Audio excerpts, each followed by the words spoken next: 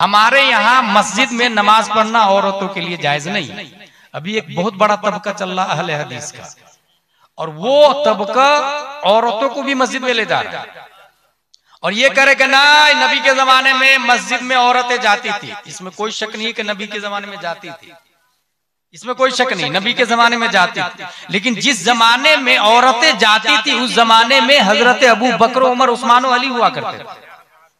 ठीक है, हजरत उमर की हुकूमत जब आई और ये देखा कि कुछ गड़बड़ी हो रही है, उन्होंने पाबंदी लगा दी, कोई औरत मस्जिद में नहीं जाएगी। औरतों ने जाके शिकायत किया। उस जमाने की सबसे बड़ी मुफ्तिया और मुजतहिदा खातून हजरत आयशा सिद्दीका रदियल्लाहु ताला अन्हा थी। शहनवाज भाई, सबसे बड़ी मुजतहिदा कौन थी खातून में? हजरत आयशा सिद्दीका। बड़े बड़े लोग फतवा पूछते थे उनसे मसला पूछने के लिए औरतें गई। देखिए ना, हजरत उमर ने मना कर दिया, हम लोग नबी के जमाने में जाते थे। हजरत आयशा मुजतहिदा थी। मुजतहिदा का मतलब ये होता है कि जो चीज जाहिरन न हो वो अपनी तरफ से उसी इबारत की रोशनी में अपनी तरफ से हुक्म बयान करे, उसे मुजतहिदा कहा जाता है। कुरान और हदीस की रोशनी में सराहतन कुरान और हदीस में ना हो, मगर अपनी तरफ से मसला बताए कुरान और हदीस की रोशनी में, उसे मुजतहिदा कहा जाता है। हजरत आयशा को पता है कि नबी के जमाने में औरतें जाती थी, उसके बावजूद हजरत आयशा का इज्तिहाद देखे, उम्मुल मोमिनीन के इज्तिहाद पर हजारों गुलाम जिलानी कुर्बान और सलाम उन पर। वो फरमाती हैं कि अगर आज नबी देखते इन हालतों को तो नबी भी मना कर देते औरतों को मस्जिद में आने से। इसका मतलब यह हुआ उमर का रोकना नबी का रोकना। उमर का रोकना किनका रोकना हुआ? हुजूर सल्लल्लाहु अलैहि वसल्लम का रोकना। इन बेवकूफ अहले हदीस को ढंग से इबारत खानी नहीं आती और ये कहते कि ना हजरत उमर ने रोका ना, नबी ने तो नहीं रोका ना। तो नबी ने नहीं रोका, इस वजह से हम औरतें जाएंगे मस्जिद में, उनका ये कहना है। हजरत उमर रज़ियल्लाहु ताला ने पाबंदी लगा दी और हम लोगों की दलील यह है कि हजरत उमर की पाबंदी लगाना नबी का ही लगाना है, क्योंकि नबी ने खुद फरमाया अलैकुम बिसुन्नती व सुन्नती खुलफाए राशिदीन माना अलैहि अल-यौम व असहाबी, जो मेरा तरीका और सहाबा का तरीका है। और फितने की वजह से रोका, मस्जिद में जाने से फितने की वजह से रोका। क्या अहले हदीस की मस्जिद में फितना नहीं होता? कितने फितने होते हैं, ये जाके नमाजियों से पूछे, वो बताएंगे कितनी हरामीपंती करते हैं वो, कितनी नालायकियां करते हैं वो, कितनी बदतमीजियां करते हैं वो। जब एक इंसान मस्जिद के बाहर, एक इंसान, मैंने अभी बताया, सेल्फी उम्रा करने जाने वाले सेल्फी ले रहे हैं, उसमें बड़े बड़े शायर, नादखा और मौलाना दाखिल है। मदीना शरीफ में जाके, मक्का शरीफ में जाके, तो फिर झारखंड की मस्जिद में औरतें जाएगी तो गुनाह नहीं करेगी। फितने की बुनियाद पर रोका गया, फितने की बुनियाद, मजार शरीफ पे जाने से रोक दिया गया। भाई मजार शरीफ पे भी जाना अलाउ नहीं है औरतों को। अब सोचे, हजरत उमर ने मस्जिद में जाने से रोक दिया, तो जो लोग अपनी औरतों को मजार पे ले जाते हैं, क्या वो सही काम करते हैं? इसलिए तबाही आती है, ये समझने की जरूरत है। बहुत शौक से हम अजमेर शरीफ जाते हैं, बीवी को ले जाके, बेटी को भी ले जाके, सब पूरी फैमिली के साथ अजमेर शरीफ। कालीगा भाई, किसने बोला इस्लाम ये है? अपने इस्लाम से दूरी की बुनियाद पर हम करें काम, गलतियां हम करें और बदनाम इस्लाम हो रहा है। आज वो अजमेर शरीफ को टारगेट कर रहा है, मुखालिफिन टारगेट कर रहे हैं, वो आप सब जान। हकीकत ये है कि ये दरअसल एक इशू बनाना है, वरना अजमेर शरीफ क्या पूरा हिंदुस्तान किसी के बाप की प्रॉपर्टी नहीं, बल्कि मेरे ख्वाजा गरीब नवाज रज़ियल्लाहु ताला अन्हु का हिंदुस्तान। और हिंदुस्तान की हुकूमत ख्वाजा को प्यारे मुस्तफा ने अता फरमाई, और प्यारे मुस्तफा जब हुकूमत दे दे तो फिर कौन माई का लाल होता है छीनने वाला? भाई मैं पूरे भारत की बात कर रहा हूं, ख्वाजा की हुकूमत कयामत तक रहेगी, कयामत तक रहेगी, इशू बनता रहेगा। और ये सजा है उन लोगों की जो दीन से दूर हैं, जिन्होंने पढ़ना लिखना छोड़ दिया, जिन्होंने कुरान शरीफ की तिलावत छोड़ दिया, अखलाक मुस्तफा को छोड़ दिया। नतीजतन जो हालात है वो हम सब देख रहे हैं। हासिल ये कि अहले हदीस बड़ा तबका कहना है कि नहीं, औरतें भी मस्जिद में नमाज पढ़ेगी। हजरत उमर फारूक आजम रज़ियल्लाहु ताला ने रोक दिया। आज हमारे यहाँ औरतें मस्जिद में नहीं होंगी। एक इमाम है मर्द, उसके पीछे हजारों मुक्तदी मर्द उसी के जिन्स का, 7 साल का बच्चा क्या कहता है कि अगर हम जिनसियत की बुनियाद पर जमीन खींच लेती है तो इमाम अकेला है मुसल्ले पर, उसको मुक्तदी में चिपक जाना चाहिए, मगर चिपकता नहीं है। इसका मतलब न्यूटन का नजरिया बात। डॉक्टर और घबरा कि भाई इतनी भारी दलील दे दिया यार इसने कि इमाम मुक्तदी में चिपक नहीं रहा, इसका मतलब न्यूटन का नजरिया बातिल कि हम जिनसियत की बुनियाद पर ग्रेविटी। डॉक्टर बोला बेटे यहाँ भी तुम्हारी बात में दम है, इमाम चिपकना तो चाहता है मगर रूह चिपकने नहीं दे रही, रूह चिपकने नहीं दे रहे, रूह निकाल दो तो इमाम चिपक जाएगा मुक्तदी में। 7 साल का बच्चा बोलता है चलो रूह निकाल देते हैं, सामने नमाजे जनाजा में डेड बॉडी रखी हुई रहती है, वो डेड बॉडी और लाश आके मुक्तदियों में क्यों नहीं चिपकती है? ये इस बात की दलील है कि न्यूटन का नजरिया बातिल है। जब जनाजे की मिसाल पेश की 7 साल के बच्चे ने, डॉक्टर मबहूत हो गया, लाजवाब हो गया। दरअसल उस डॉक्टर को पता नहीं था ये 7 साल का बच्चा कोई और बच्चा नहीं, 10 शव्वाल 1272 हिजरी 14 जून 1856 ईस्वी में तसर्रुफात की करवटें लेता हुआ तमाम साइंसदानों का बाप बनाकर पैदा किया गया इमाम अहमद रजा खान, सुन्नियों की आन बान शान, आला हजरत रज़ियल्लाहु ताला है। अल्लाह तबारक व तआला ने उनको मुजद्दिद बना के पैदा किया है, और जो मुजद्दिद होता है वो कमा हक़्क़हु नाइब अंबिया होता है, दौर के हर सवाल का जवाब देना होता है। इसलिए पैदाइश से लेकर इंतकाल तक न्यूटन आए उसका जवाब, आइंस्टाइन आए उसका जवाब, केपलर आए उसका जवाब, सरकाली आए उसका जवाब, बैरिस्टर आए उसका जवाब, मैथमेटिक्स उसका जवाब, वहाबिया उसका जवाब, दयाबना उसका जवाब, अहले हदीस उसका जवाब। बल्कि जो किताबें लिखी है मेरे रज़ा ने, कयामत तक हर फिरक़े बातिल के ताबूत पे आखिरी कील ठोकने के लिए फतावा रज़िया काफी है। नारे तकबीर, नारे रिसालत, मसलक आला हजरत मुफ्ती गुलाम जिलानी अज़हरी साहब क़िबला, नारे तकबीर, नारे रिसालत। बहुत मेरे भाई, ये आला हजरत रज़ियल्लाहु ताला 7 साल की उम्र में साइंस का जनाजा निकाल रहे हैं।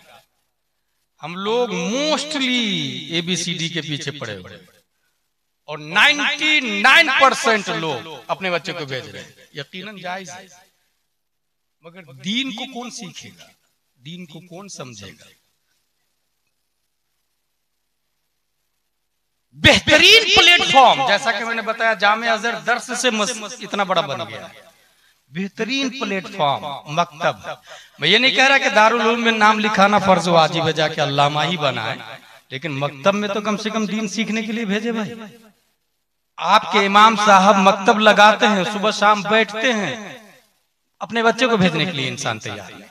अच्छा, फिर तमन्ना करता है कि कब हालात अच्छे होंगे हमारे गांव के, हमारे एरिया के। हर शख्स को तमन्ना तो हर शख्स करता है, माहौल अच्छा होना चाहिए, तमन्ना हर शख्स करता है, शुरू खुद से नहीं करता। That's weak point. तमन्ना सब करते हैं। अगर अरबी का एक शेर है, लो काना हादल इल्म युद्रकु बिलमुना मा काना यबकी फिल बरिया जाहिदू। अगर तमन्ना से इल्म हासिल हो तो रूए जमीन पर कोई जाहिल ही नहीं बचता, कोई जाहिल नहीं बनता भाई। उसके लिए मेहनत करनी पड़ेगी, कोशिश करनी पड़ेगी। मकतब में बहुत आसान तरीका है, सुबह शाम बच्चे को मकतब में भेजे।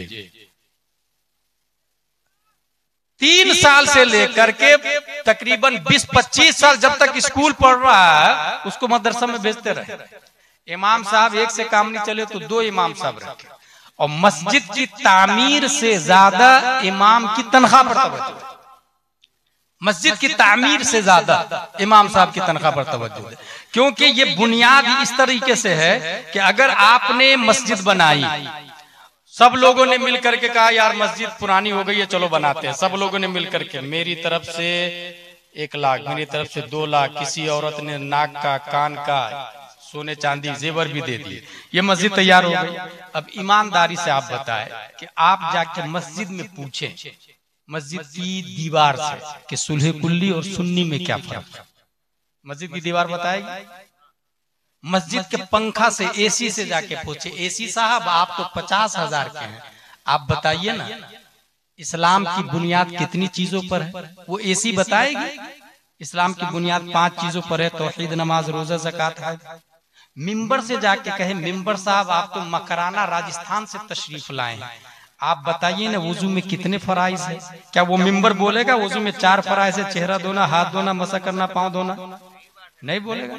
आप दरवाजा से पूछे, आप सागवान की लकड़ी के बने हुए हैं, बड़े महंगे मजबूत है, आप बता दीजिए ना कि गुस्ल में कितने फराइज है? वो सागवान का दरवाजा जो 1 लाख का, वो बताएगा कि गुस्ल में 3 फराइज है, कुल्ली करना, नाक साफ करना, पूरे बदन पे पानी बहाना? नहीं बताएगा। इसका मतलब क्या हुआ? मस्जिद साइलेंट है, वायलेंट इमाम है। मस्जिद साकित है, नातिक इमाम है। मस्जिद खामोश है, बोलता इमाम है।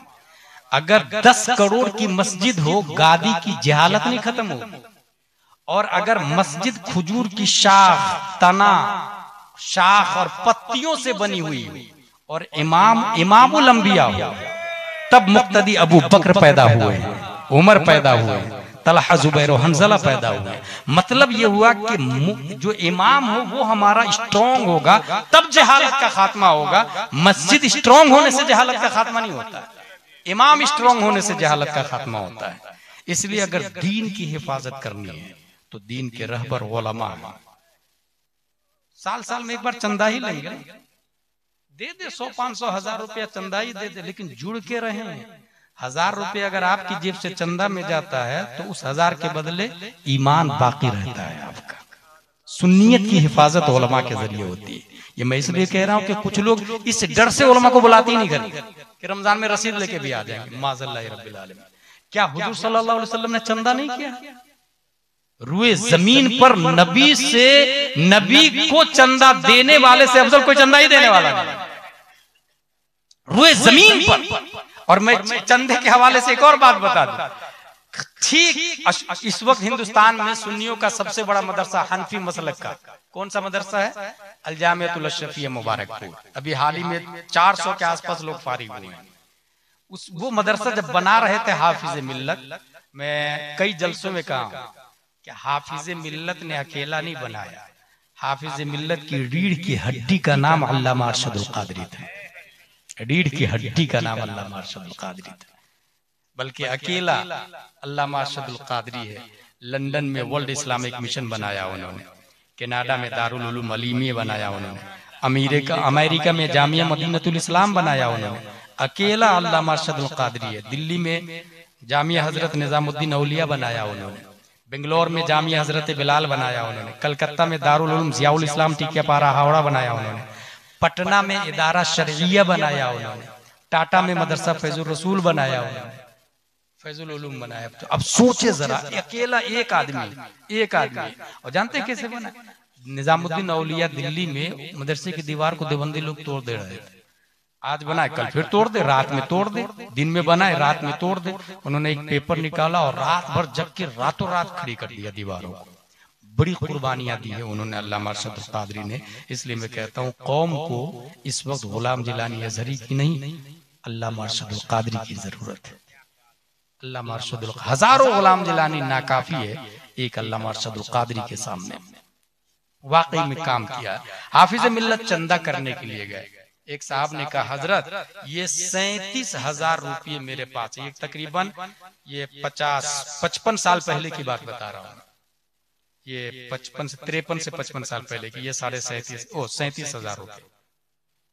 और उन्होंने ये कहा कि ये जितना पैसा है मेरे घर में, ये सब के सब मैंने आपको दे दिया, इसके अलावा 1 रुपया भी नहीं मेरे पास। हाफिज मिल्लत ने कहा, नहीं मैं इस तरह चंदा नहीं करता, कुछ दे दे, कुछ रख ले अपने लिए। कहा नहीं, पूरा लेना पड़ेगा। बहस होने लगी। जानते हैं वो बंदा क्या दलील देता है? जब नबी ने चंदे का ऐलान किया था और अबू बकर ने बटन तक काट के दे दिया था, तो नबी ने इनकार नहीं किया था। हाफिज मिल्लत रोने लगे और चंदा ले लिए, अशरफिया बनाया। कुछ दिनों के बाद में उस चंदा देने वाले अंसारी की बीवी की तबीयत खराब हुई। बीवी को डॉक्टर के पास ले गए। वो पुड़िये वाली दवाई नहीं आती थी पहले, सब कुछ उसी में दे देते थे। वो डोज बना के दे दिया उन्होंने, और पैसा बना 5 रुपए का बिल, चेकिंग फीस भी और मेडिसिन फीस भी। उस अंसारी ने कहा कि हजरत इसको, डॉक्टर साहब इसको लिख लीजिए, मैं बाद में दे दूंगा, मेरे पास पैसे नहीं। कहा अच्छा, हाफिज जी को, हाफिज साहब को देने के लिए 37,000 रुपये थे, बीवी के इलाज के लिए तेरे पास 5 रुपये नहीं है? क्योंकि 37,000 पूरे मुबारकपुर में फेमस हो गया था, सबसे बड़ी रकम थी उस जमाने में, सबके यहाँ फेमस हो गया। उसने 37,000 दे दिया हाफिज साहब को। हाफिज मिल्लत को हाफिज साहब कहते हैं, और हाफिज अब्दुल रऊफ बलियावी को हाफिजी कहते हैं। हाफिज अब्दुल रऊफ बलियावी वही है जिन्होंने फतावा रज़विया को इस शक्ल में लाया। जिस लफ्ज को दीमक खा गया था, हुजूर अल्लामा अब्दुल रऊफ बलियावी उसको अपने दिमाग से लिखे, इस यकीन के साथ कि आला हजरत ने यही लिखा होगा। पेपर, कई पेपर दीमक खा गए थे ना। अब सोचे अपनी तरफ से कलेमा बढ़ाना, आला हजरत का कलेमा बढ़ाना कितना भारी काम होगा, कुछ सोच सकते हैं? ये हमारे उलमा जानते हैं, जो मैं बोल रहा हूँ इसकी कदर कीमत क्या है। हाफिज अब्दुल रऊफ बलियावी के बारे में आया कि अगर लेबोरेटरी में डाल दिया जाता तो वो हेलीकॉप्टर बना डालते, इतने जीनियस आदमी थे। मगर पूरी जिंदगी अशरफिया और फतावा रज़विया में दे दी उन्होंने, और आज लोग जानते भी नहीं कि कौन है हाफिज अब्दुल रऊफ बलियावी साहब। कोई फातिहा कराने वाला नहीं, और खतीबों के आगे मुफ्ती लिखने वाला, मुनाजिर लिखने वाला, न जाने वो 50,000। अच्छा, जाहिल खतीब को 60,000 दे रहे, कमाल की बात है। पढ़ा लिखा खतीब को 20,000 25,000 देने को तैयार है। मुफ्ती अख्तर हुसैन साहब को ढंग से नजराना नहीं देते लोग। अल्लामा साहब खुद कई जगह बोले कि मुझको किराए का पैसा भी नहीं दिया। हुजूर मुहद्दिस कबीर हमारे उस्ताद हैं, उन्होंने कहा। मगर जो जाहिल खतीब है, तकरीर अच्छी करते हैं, उसके आगे मुफ्ती लगा हुआ है, और लोग 60,000 50,000, फ्लाइट का टिकट छोड़ के 35,000 रुपए। यह हाल है तो क्या होगा? सोचे आप जरा इस बात। उन्होंने कहा डॉक्टर के इलाज के लिए तेरे पास 5 रुपए नहीं, हाफिज साहब को देने के लिए 37,000 रुपए। बस ये सुनना था। गैरत ईमानी के गाल पे जोरदार थप्पड़ पड़ता है, मेडिसिन को डॉक्टर के टेबल पे फेंकता, बीवी की कलाई पकड़ता, चल अब तेरा इलाज डॉक्टर नहीं, हाफिज मिल्लत की दुआ से तेरा इलाज। नारे तकबीर, नारे रिसालत, फैजान हुजूर हाफिज मिल्लत, नारे तकबीर, नारे रिसालत। मेरे भाई, तो ये जो चंदा के जरिए अगर आपने मस्जिद बनाया, तो मस्जिद स्ट्रॉन्ग करने से ज्यादा जरूरी है कि इमाम को स्ट्रॉन्ग करे। एक इमाम से काम नहीं चले तो 2 इमाम रखे, तवज्जो से सुने, तकरीर से पहले मस्जिद में पहुंचे, तकरीर से पहले मकतब पे ध्यान दें। इदारे में, दारुल उलूम में जाना फर्ज वाजिब नहीं है। इलाके में एक ऐसा आलिम जो जरूरत के मसाइल आज खुद बगैर किसी की मदद के किताबों से निकाल ले, काफी है। बाकी लोगों को जरूरियात दीन का जानना फर्ज है, वो मकतब से पूरा करे। क्या आप लोगों ने नहीं सुना मुस्कान के हिजाब के मामले में? क्या आपने ये नहीं सुना कि स्कूल में यूनिफॉर्म पहन के जाना जरूरी है? अब नकाब वाली नकाब पहन के नहीं जाएगी। ये नकाब अपने बदन से किसने उतरवाया? हमने। क्योंकि स्कूल आपकी दौलत एफडी की शक्ल में पड़ी हुई है, 4-5 बिल्डिंग है, मगर इतनी तौफीक नहीं कि अपनी स्कूल खोले, अपना कॉलेज खोले, अपना हॉस्पिटल खोले। अगर अपनी स्कूल होगी तो अपना यूनिफॉर्म होगा ना, और अपने यूनिफॉर्म में औरतों के लिए नकाब रखेंगे और लड़कों के लिए कुर्ता पजामा टोपी रखेंगे। कौन रोकेगा आपको? इसकी तौफीक किसी को नहीं होती। सब अपनी अपनी दुनिया में। ये याद रखेगा, अपनी जीवन जीना ये कुत्ता बिल्ली छछंदर का काम है। अल्लाह व रसूल के लिए जीना ये मुस्तफवी सुन्नत है। ये अबू बकर, उमर, उस्मान और अली का काम है। ये इंसान का काम है, नबवी जिंदगी, नबी के तरीके पर जीना। मुझे यकीन है कुछ बुनियादी बातें मैंने आपको कही है जिससे आप स्पिरिचुअल ऑफ इस्लाम को समझेंगे। और खुसूसन ढोंगी बाबा से 100 किलोमीटर दूर रहे, बहुत इस्लाम को बर्बाद किया उन्होंने। अच्छा, हमारे शहनवाज भाई चले गए, उन्होंने एक और अच्छी बात कही है कि स्टेज को शोरा से ज्यादा कम पढ़े लिखे खतीब और सुलेकुली खतीबों ने नुकसान पहुंचाया है, और समाज में कव्वाल से ज्यादा ढोंगी बाबा ने इस्लाम को नुकसान पहुंचाया है। कैसे? एक एग्जाम्पल दे दूं आपको। बाबा बैठा हुआ रूम के अंदर, रूम के अंदर बाउंड्री वाल है चारों तरफ से, उसका गेट है, एक गेट पे वॉचमैन बैठा हुआ है, और बीच में एक रूम है, रूम में मसनद लगा के बाबा साहब बैठे हुए हैं। उस रूम के 4 दरवाजे हैं, number 1, number 2, number 3, number 4, watchman gate पे बैठा हुआ, बाउंड्री वाल है, याद रखिएगा, मेन गेट पे वॉचमैन बैठा हुआ। वॉचमैन पूछता है क्या हुआ? जवाब, तकरीबन 3 साल से बच्चा नहीं हो रहा, गेट नंबर 1 से जाइएगा। गया। दूसरा आदमी कस्टमर, क्या हुआ? बोले वो भूत लग रहा है, गेट नंबर 2 से जाइएगा। तीसरा आदमी, मैं दुकान कुछ खोलता हूं मगर कामयाब नहीं हो पाता हूं, गेट नंबर 3 से जाइएगा।